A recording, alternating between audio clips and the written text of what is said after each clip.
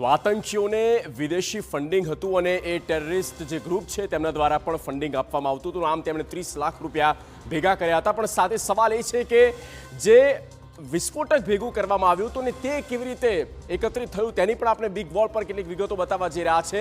2900થી વધારે કિલો વિસ્ફોટક જ્યાં એકત્રિત કરવામાં આવ્યો અને એ પ્રયોગશાળામાંથી કેમિકલ ચોરવામાં આવ્યું હતું. જુઓ, જ્યાં એ મેડિકલ કોલેજમાં તેઓ ભણ્યા હતા, ડોક્ટરી કરી રહ્યા હતા અને ત્યાંની કેટલીક વિગતો એ સિક્રેટ બધી બાબતો પણ એમને ધ્યાનમાં હતી અને પ્રયોગશાળામાંથી એ કેમિકલ ચોરવામાં આવ્યું હતું અને ત્યાર પછી એને મોડિફાઈ કરીને તેમાં મિશ્રણ કરીને આ રીતે તેઓ બનાવી રહ્યા હતા ઝેર.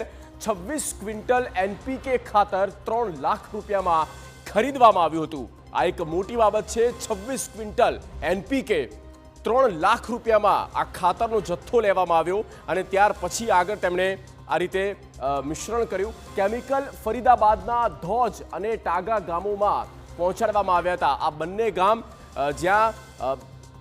જ્યાંથી તેના કનેક્શનો મળી આવ્યા હતા અને ધોજ ગામમાંથી પણ કેમિકલ ઝડપાયું હતું અને ટાગા ગામ, આ બંને ગામમાં કેમિકલ અલગ અલગ જગ્યા પર પહોંચાડવામાં આવ્યા હતા અને ત્યાંથી આગળ તેમનો એ પ્લાન હતો. મોડસ ઓપરેન્ડી પ્રમાણે એમોનિયમ નાઇટ્રેટ, અન્ય જે રસાયણો હતો તેના પણ ઉપયોગ કરવામાં આવ્યા અને ત્યાર પછી એ વિસ્ફોટક બનાવવામાં આવ્યા હતા.